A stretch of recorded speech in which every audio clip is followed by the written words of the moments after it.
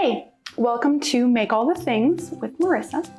Today we're going to be sort of starting a weaving series, and we're going to start this series with a video on making a loom out of cardboard. So weaving has gained a lot of popularity in the last couple years. Some people have started as a hobby or just a creative pursuit. Some people have started it as a business, but sometimes having access to all the supplies you need can be kind of difficult. So today we're going to do a really short, easy, quick tutorial on using a scrap piece of cardboard to create a loom where you can do a small weaving. I'm going to be making a small coaster today, but you can use this to make a small wall hanging, a little placemat, a coaster, any smaller scale weaving project. So join along with me as we make a loom out of cardboard. All right, so you're going to need a few different types of supplies today to make your little loom. The first thing obviously is a scrap of cardboard. I'm keeping it pretty small. Cardboard isn't the strongest thing in the world, so making a huge loom out of cardboard isn't going to work really well. So keep it pretty small. Mine is going to be 6 inches by 6 inches, but you can size up however you need to. You'll also need a ruler. If you're not the measuring type, you can technically just wing it. Never a bad time to practice measuring, but yep, ruler works. And then you're gonna need some type of cotton warp. So cotton warp is just cotton string or cotton yarn. Generally, weavers will use cotton, but for the most part, it doesn't actually matter that much. I will put a link in the video description of stuff you can use for cotton warp.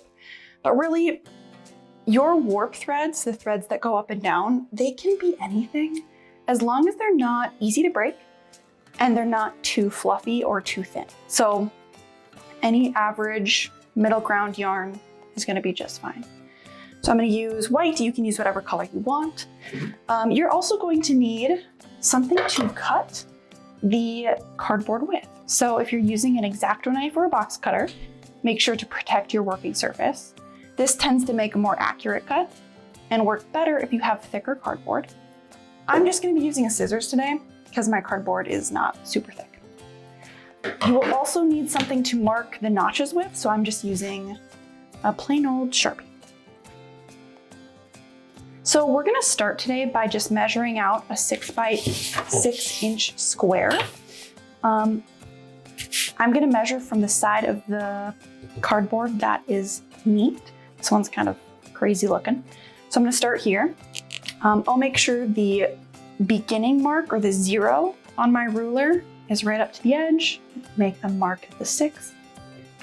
Move it down a little bit and then make a second mark.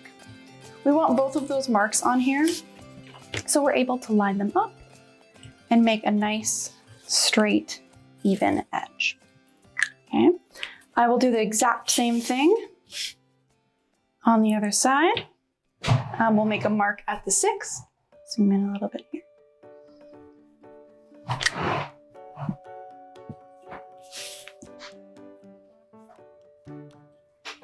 And then draw a line straight down.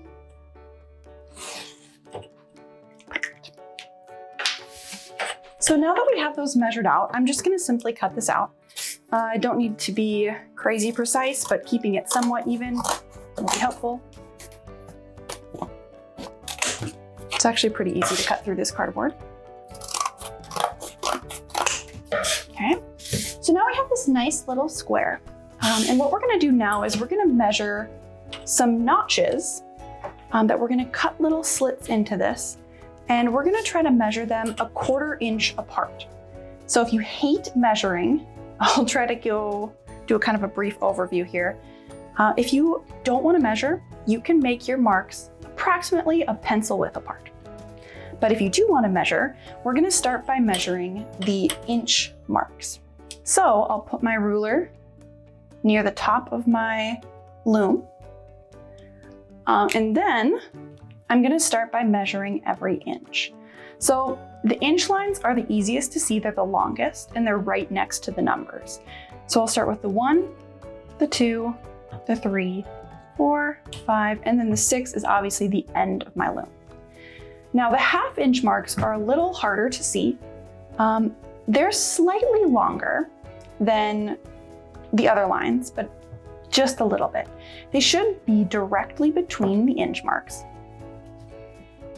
So I'm gonna go do the 1/2 inches. And then the 1/4 inches are even harder to see than that. They'll be right between the 1/2 inch and the full inch. But they're not super noticeable. Do the best you can to find them. And if you can't, just make your marks about a pencil width apart, and they should be just fine. If you do decide to wing it instead of measure every 1/4 inch, just make sure that you have the same amount on the top as you do the bottom. So I'm gonna do the bottom now. 1, 2, 3, 4, and 5 on the full inch marks. I'll move to those 1/2 inch marks that are slightly longer in between those. And then I'll do the 1/4 inch marks in between that. Notice I'm not drawing these super far up onto the cardboard. They don't need to be drawn way up here. They can just be small little notches.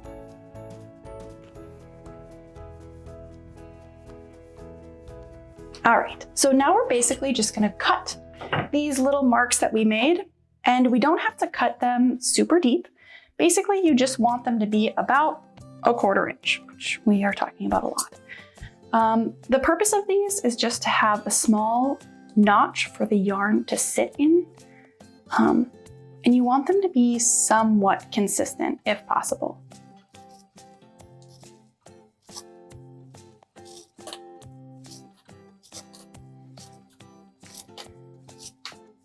If they're not perfectly on the line, it's fine.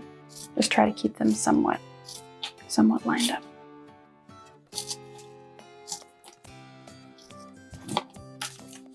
All right, we'll speed this other side for you.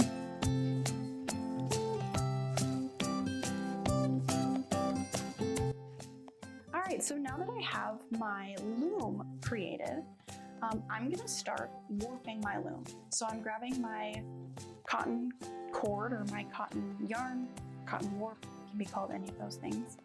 And I'm gonna leave the tail end of this attached to the ball of yarn just because I'm never quite sure how much I'll need.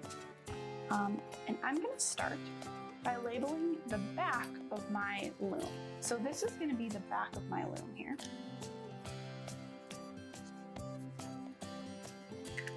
Because I'm gonna start warping this on the back. So when you make a cardboard loom, it's a little bit different than what you'd do if you had a frame loom or any other type of a little bit stronger loom. So I'm gonna start by taking a piece of tape and taping down one thread that goes right to the first notch on the top.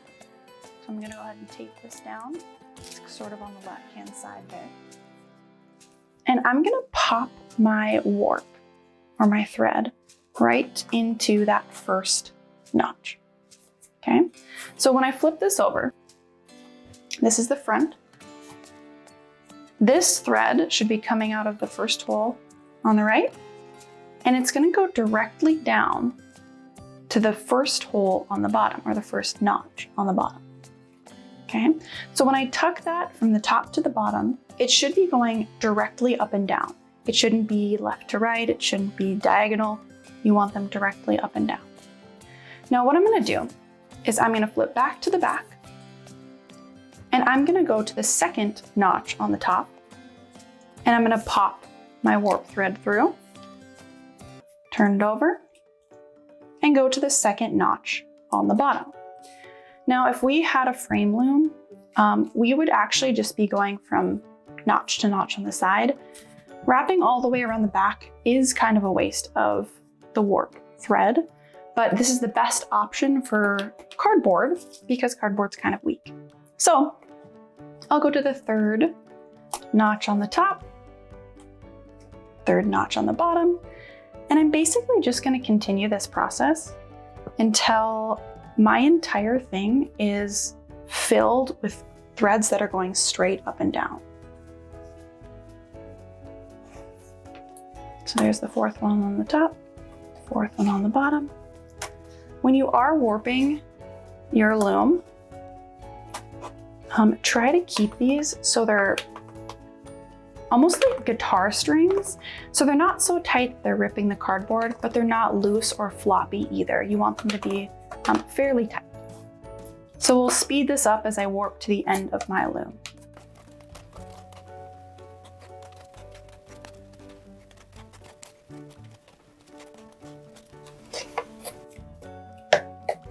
All right, so I'm almost to the end here. I'm gonna go through this last notch on my loom. And then I'm gonna flip this back over to the back. And I'm gonna cut this yarn and do basically the exact same thing I did with the beginning. So I'm gonna tape this last tail end down, just so that way all of my threads stay pretty tight.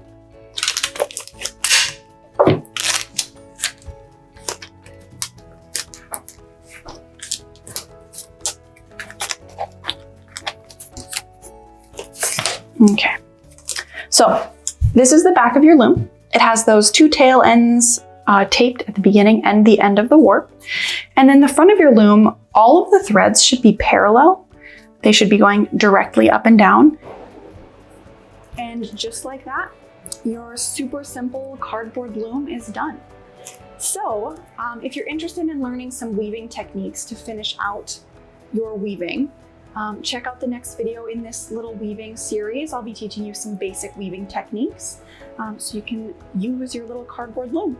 If you found this video helpful, feel free to like it and subscribe for more videos in this little weaving series, as well as for more as we are on an adventure to make all the things.